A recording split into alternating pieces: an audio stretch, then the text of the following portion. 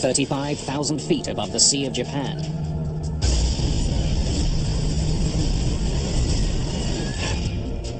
Korean Air 007, unreadable, unreadable. The pilots have lost control of their plane. Speed breaker coming out. A 747 with 269 people on board plunges towards the sea. Within hours, the story began circulating in Washington that the Soviets had been involved. This shocking incident escalates tension between two bitter rivals. The investigation is mired in secrecy and deception. It's up to investigators to find the answer before the crash of a passenger jet leads to an all-out war.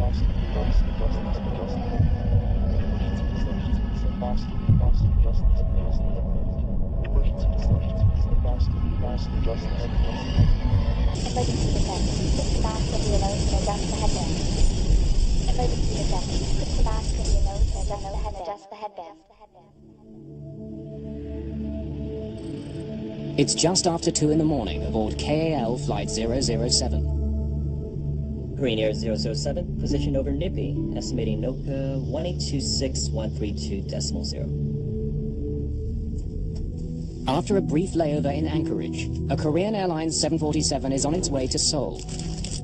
The marathon flight originated in New York 13 hours ago. Captain Chun Byung-in has nearly 11 years' experience flying for Korean Airlines. Before that, he served 10 years in the Korean Air Force. This leg of the flight is a 6,100-kilometer journey over the North Pacific.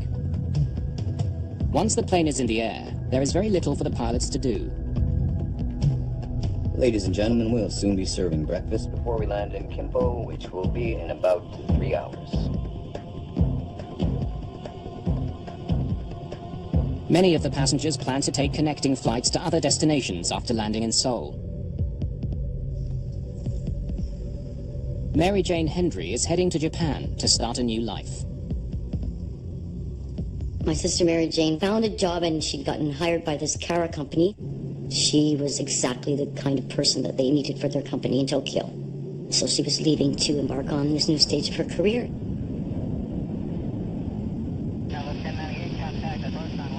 Just 15 minutes behind them is the plane's sister flight, KAL 015. Korean Air 007. Go ahead, Korean Air 015. What are you doing? The flight crews chat to help pass the time. Go see the ladies. We're experiencing an unexpectedly strong tailwind. How much of a tailwind? 35 knots from 040.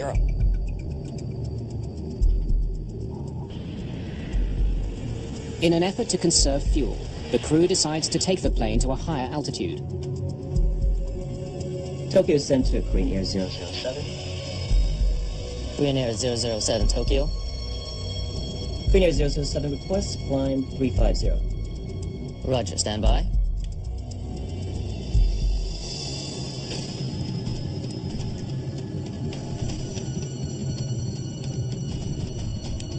Korean Air 007, climb and maintain flight level 350. Roger, Korean Air 007, climb and maintain flight level 350.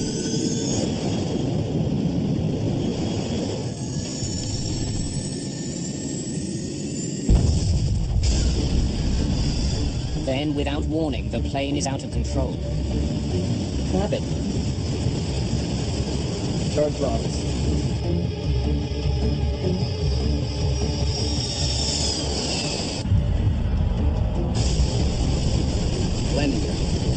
landing gear. The crew extends the landing gear in an effort to stop the plane from climbing. Altitude is going up. Altitude is going up. Altitude is going up. Speed brake is coming up.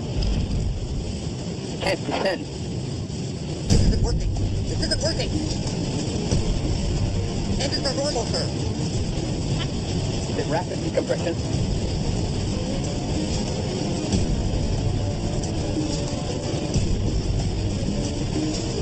Tokyo Center, Korean Air 007. Korean Air 007 Tokyo. We're experiencing rapid decompression. Descent to 10,000. Korean Air 007, unreadable, unreadable. Radio check on 10048. Stand by, stand by, stand by. Korean Air 007 Tokyo.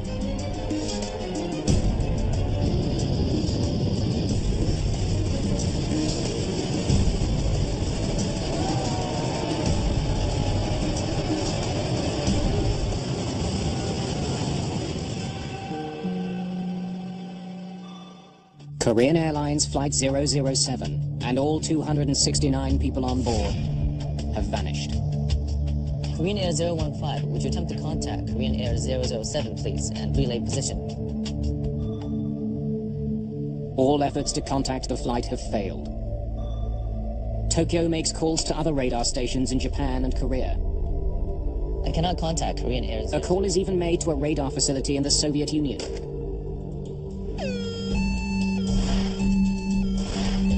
Relatives nervously await news of the missing flight. The company that Mary Jane was going to work for, they apparently had phoned and said Mary Jane's plane hadn't arrived and that something had perhaps gone wrong with the plane, but at that point we didn't really know anything. There was concern that it had been either forced to land or crashed, or within hours, the story began circulating in Washington that the Soviets had been involved. As the world waits for news about the incident, US military officials make a horrible discovery. At a top-secret surveillance facility, they've been monitoring Soviet transmissions. It appears the unthinkable has happened. At the time of the flight's disappearance, US soldiers heard what they thought was a routine Soviet training mission. При нарушении государственной границы приблизиться к цели и уничтожить.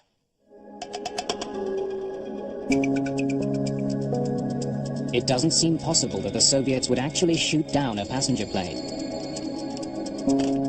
But American officials have little doubt.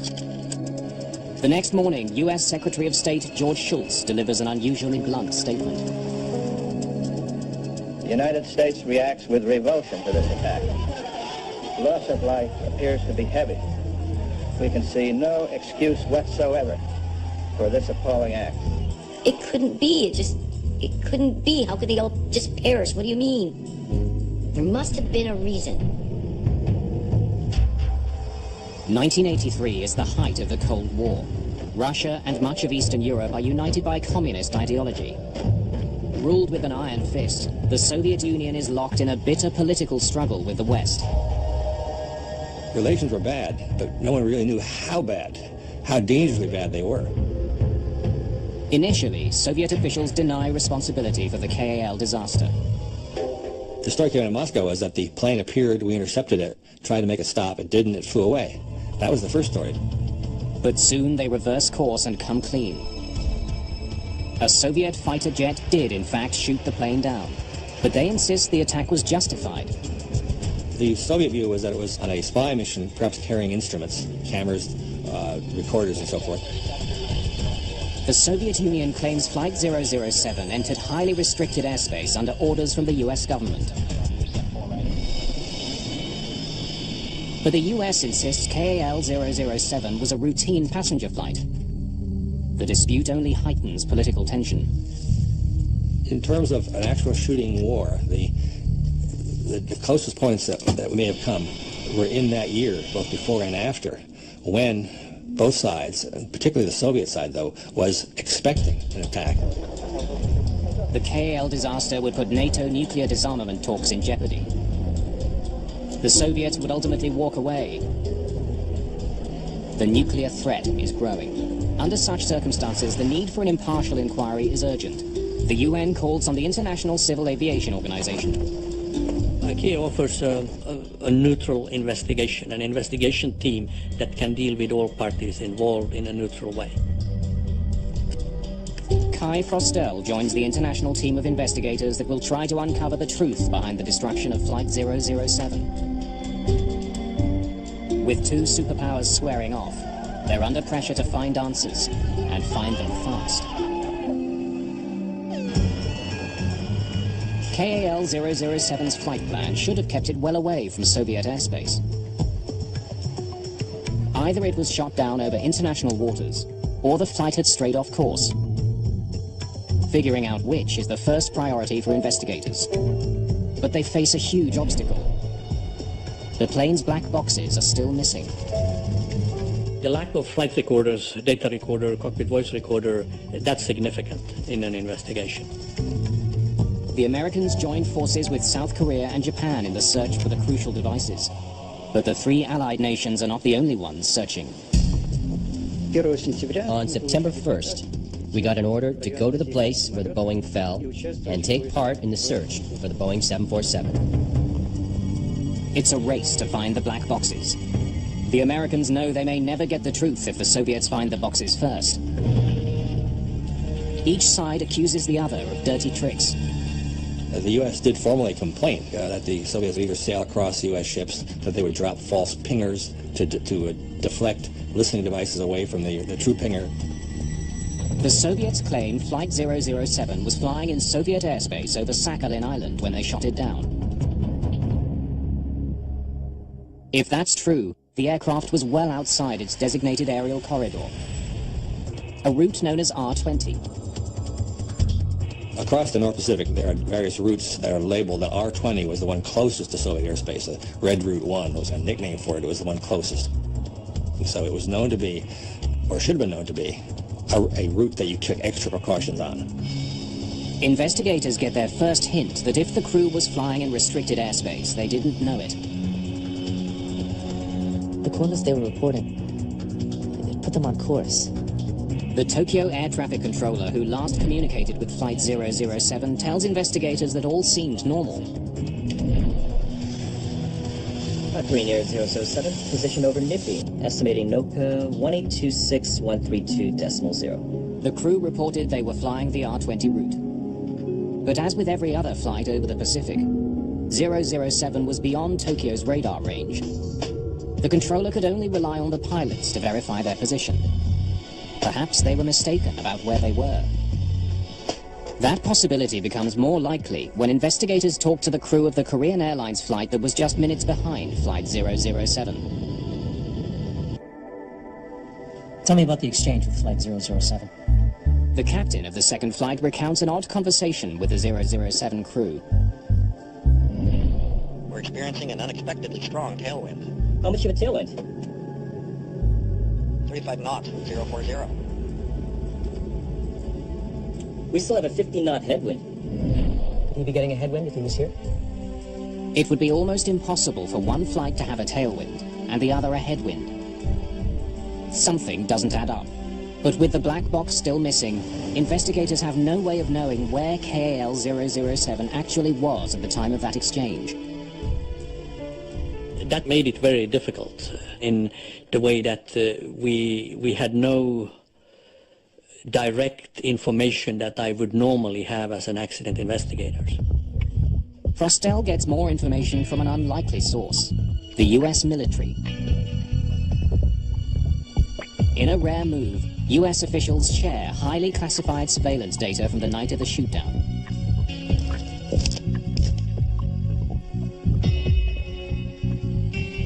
A top-secret technology called passive radar can track the movements of every military and civilian plane around the globe.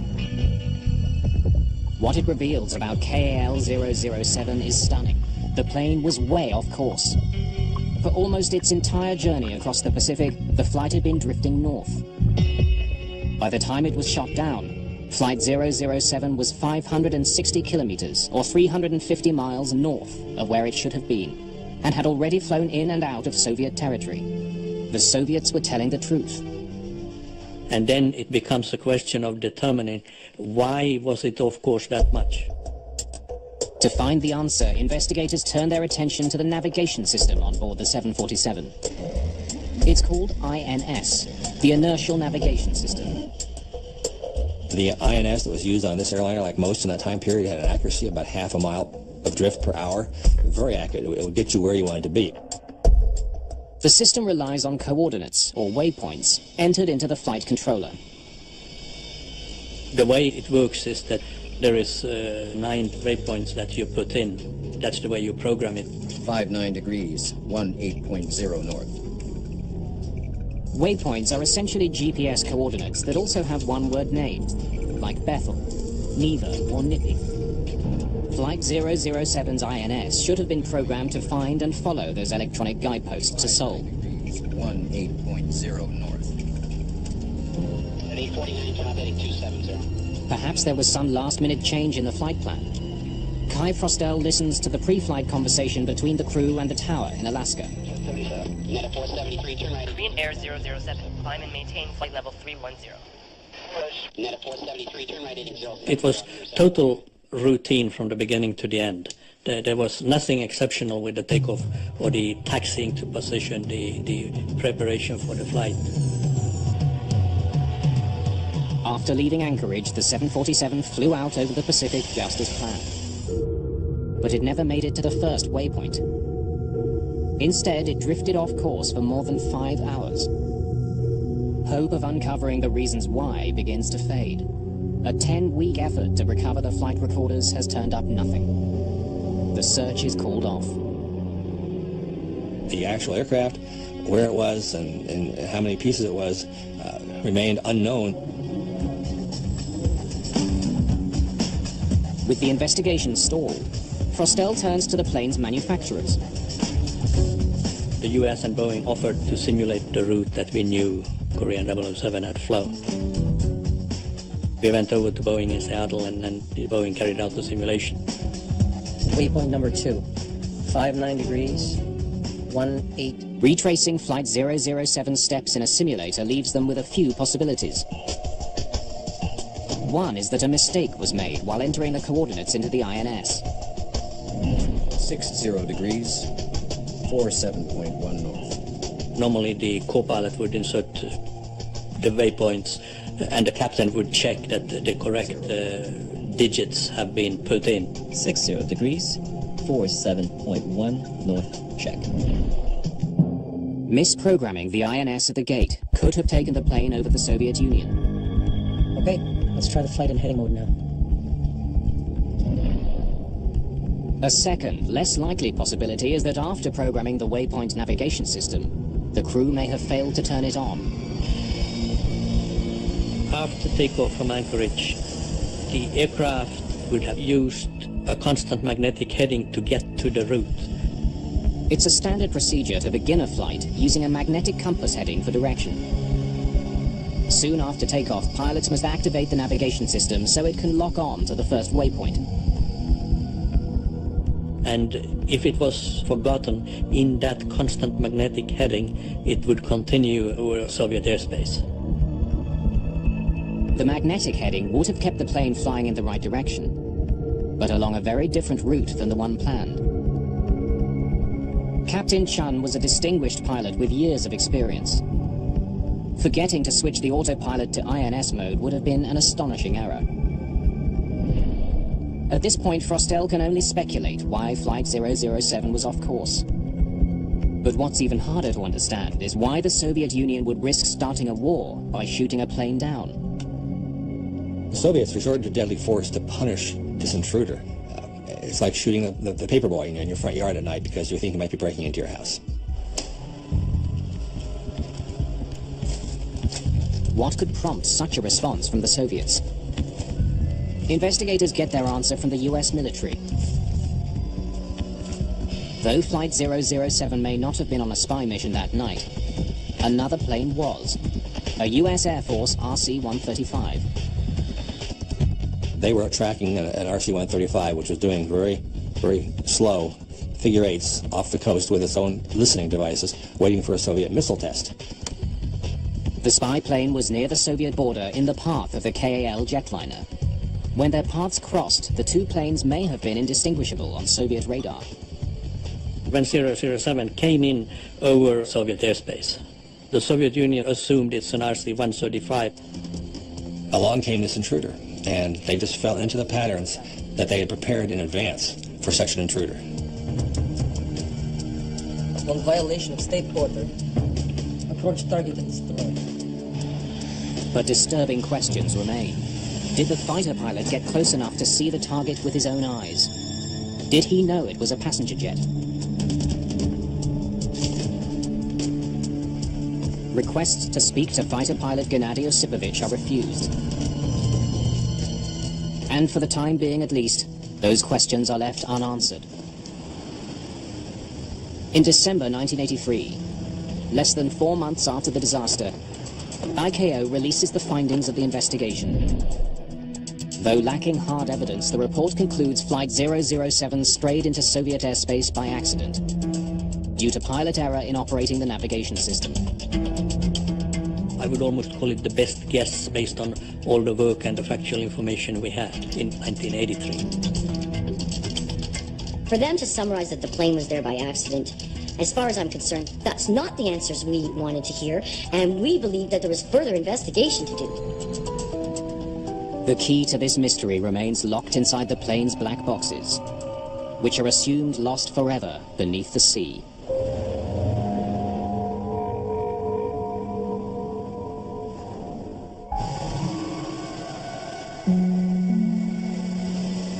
In the months following the KAL disaster, unidentifiable human remains wash ashore in northern Japan. Small pieces of wreckage are also found. Investigators have no doubt that the plane was completely destroyed. We don't know where their bodies lie. There was clothing that washed up on the shore, her ID washed up on the shore of Japan. Of course, getting that ID back was, at least we had something. Like the victims' families, investigators have no clear idea where Flight 007 went down. But there are some people who do.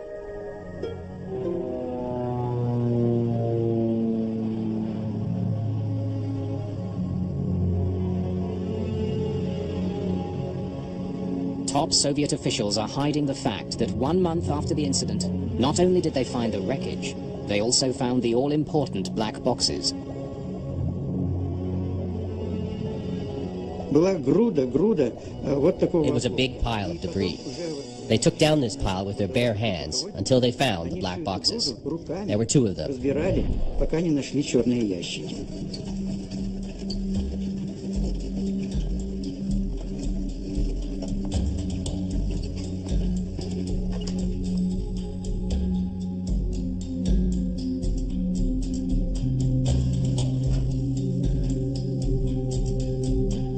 But the Soviets keep the boxes to themselves. The information is kept locked away.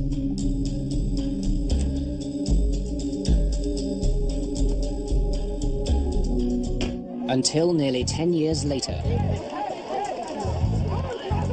After the turn of the decade brings a jubilant end to the Cold War, Glasnost ushers in a new spirit of openness in Russia.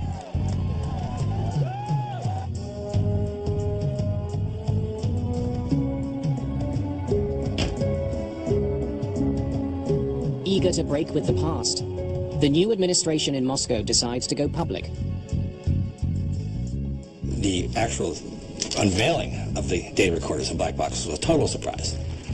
And suddenly this new material promised some real answers. So I knew they're going to tell me something. I wanted to have the facts from the tapes and then see how does those facts compare to what we wrote in 1983. In 1992, during official ceremonies in Seoul, Russian leader Boris Yeltsin hands over the long-awaited flight recorders. I was approached by KGB general, and he told me that you probably don't know me, but I have had the recorders for 10 years. I had them in the safe in my office. I knew it was a big international secret. It bothered me tremendously.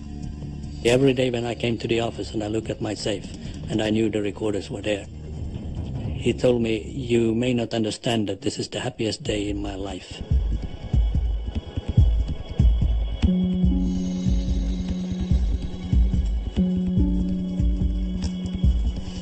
Kai Frostel is asked to lead the new team of investigators based in Paris. And as a clear indication that the times have changed, Vladimir Kaufman, a Russian avionics expert, joins the team. Он, так сказать, ничем особо не выделялся. В то время я работал... At the time, I was working at the Civil Institute of Aviation and was an air crash investigator. This was an international investigation of a very high level. Исследование очень высокого уровня.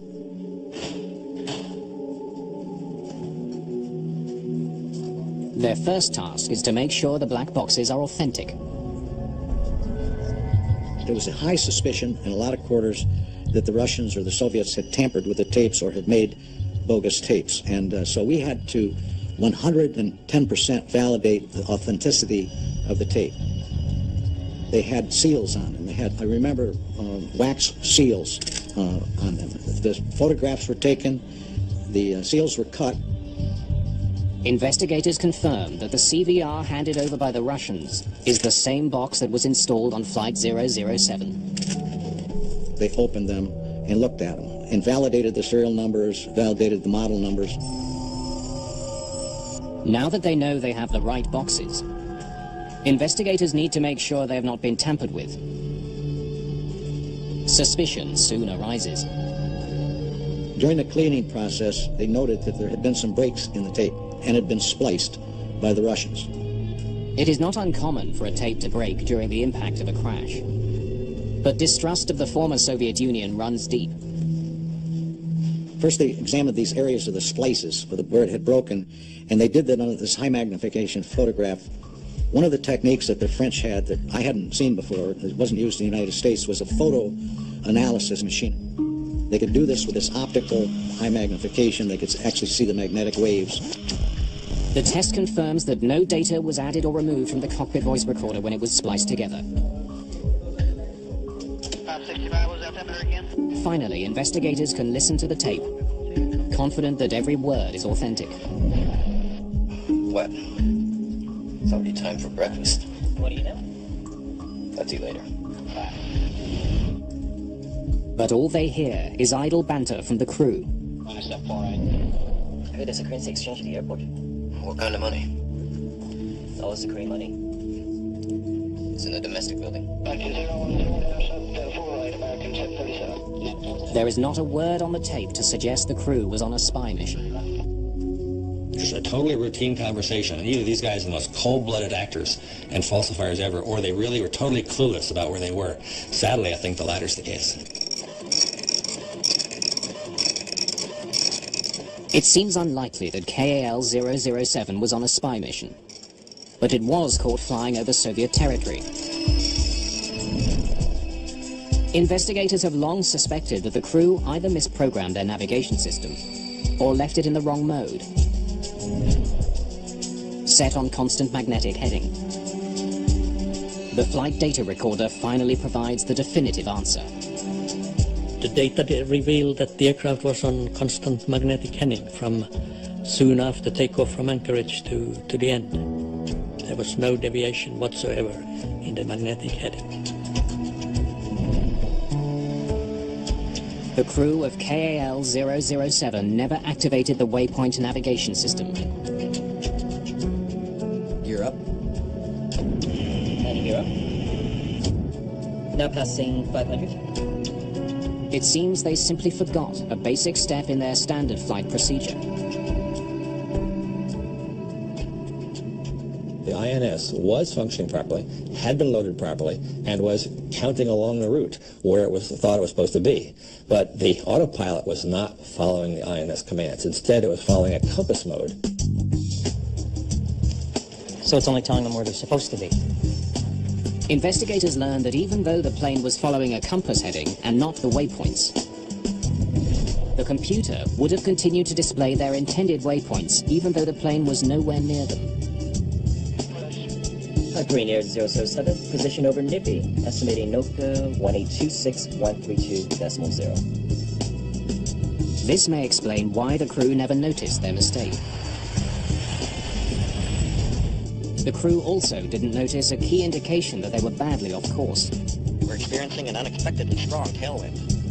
How much of a tailwind? 35 knots from 040. The fact that they were experiencing completely different weather patterns to a plane supposedly minutes behind them should have alerted them to the problem. Now, there's a point where you see him teetering on the brink of realizing something is horribly wrong. He's talking to the pilot behind him, and the winds are almost 180 degrees apart, and there's a pause, and Shun is somewhere in his mind, as he's a pilot, and he has the instinct, this is odd. Is it a clue to something I should look into? And he doesn't. And at that point, he might as well pull the gun out and put it to his head. It was human error. A complacent crew in the middle of the night had their flight computer on the wrong setting, and then didn't notice they were straying off course. Everybody makes mistakes sooner or later. Good pilots make mistakes. Not so good pilot makes mistakes. We're all making mistakes. When investigators combined the conversation data from Flight 007 with intercepted Soviet transmissions, they get a detailed picture of what went wrong on September the 1st, 1983. The pilots believed they were on course, but 3 hours into the flight, their magnetic heading took them into Soviet airspace over Kamchatka.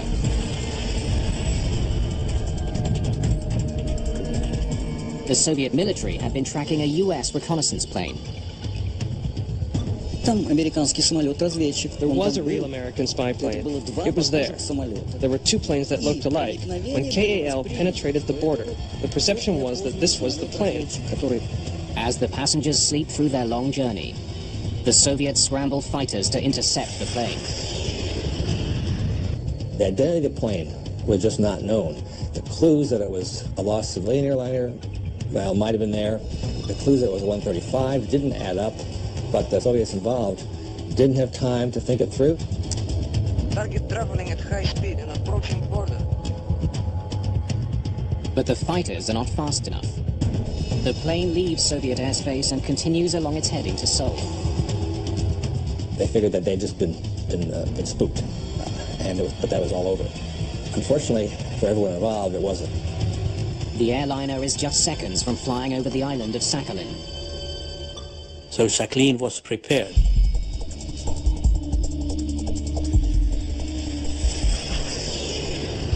KAL Flight 007 enters Soviet airspace for the second time. Ladies and gentlemen, we'll soon be serving breakfast before we land in Kimpo, which will be in about 3 hours. Target traveling at high speed and approaching border. Target is on your heading. I can see it both visually and on the screen. Major Gennady Osipovich, the lead fighter, makes visual contact with Flight 007. Give warning burst with cannon. But the warning shots go unnoticed. Take up position for a dive.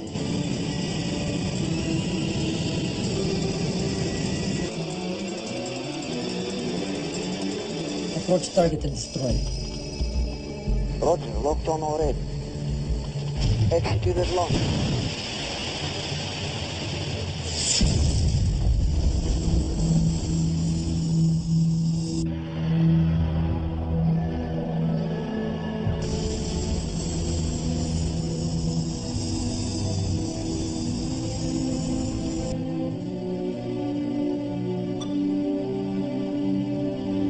Target is destroyed.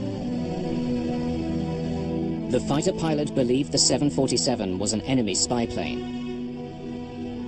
It takes nearly a decade after he shot down KAL 007 for that pilot to tell his side of the story.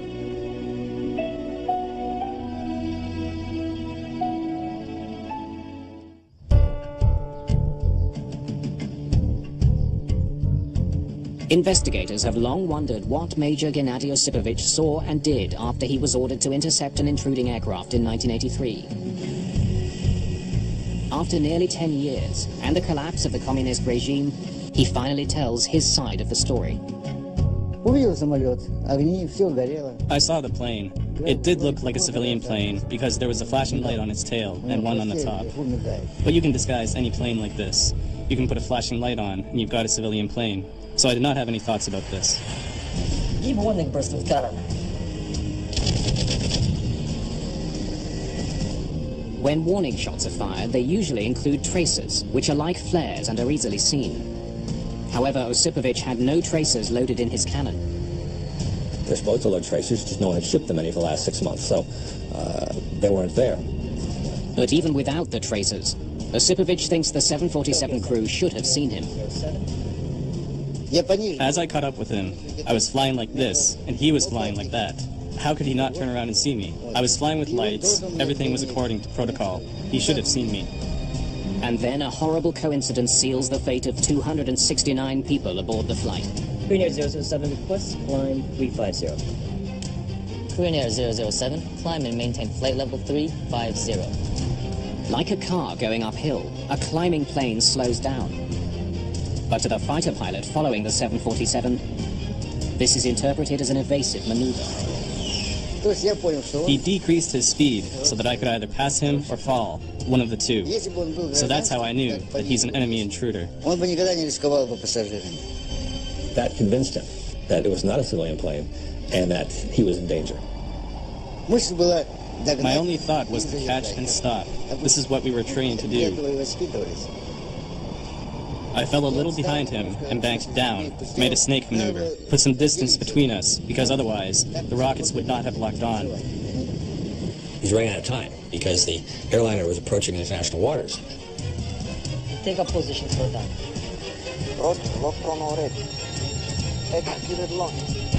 Osipovich fires 2 air-to-air missiles. They travel 2,000 kilometers an hour towards the jetliner. One of them explodes near the tail, damaging vital controls and hydraulic lines. The warhead also tears a hole in the fuselage, causing a rapid decompression in the cabin. I saw the first explosion right under the tail, and that's it. The lights of the trespasser went out, and I went home.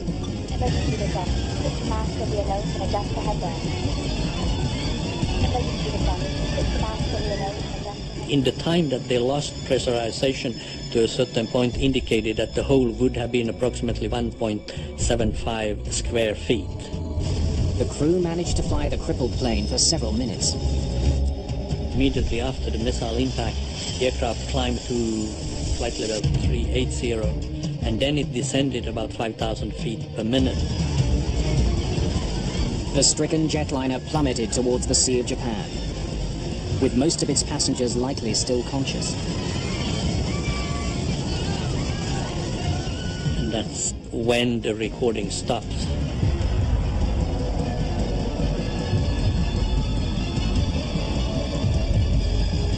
Our determination was that the airframe probably broke up at that point.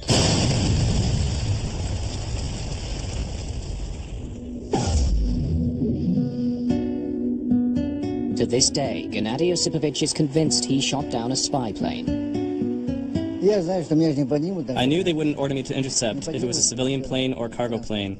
Only if it was a trespasser. We weren't blaming him. But some families did. They certainly did. They said it was his fault, and he pressed the button, and he shot them down, and they were looking to blame somebody.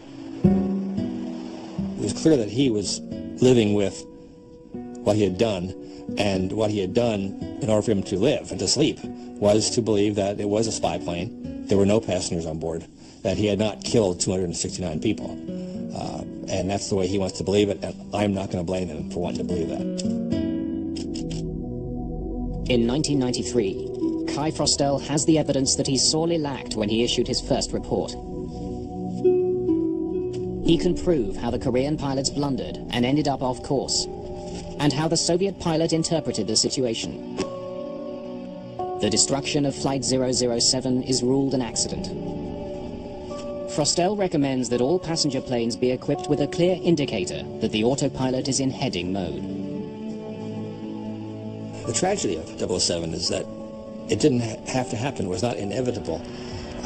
It was a series of accidents. a series of misunderstandings, a series of bad decisions that had been primed ahead of time. When my sister Mary Jane said goodbye to me at the airport, she hugged me so tightly. And I said, Mary Jane, I feel like I'm never going to see you again.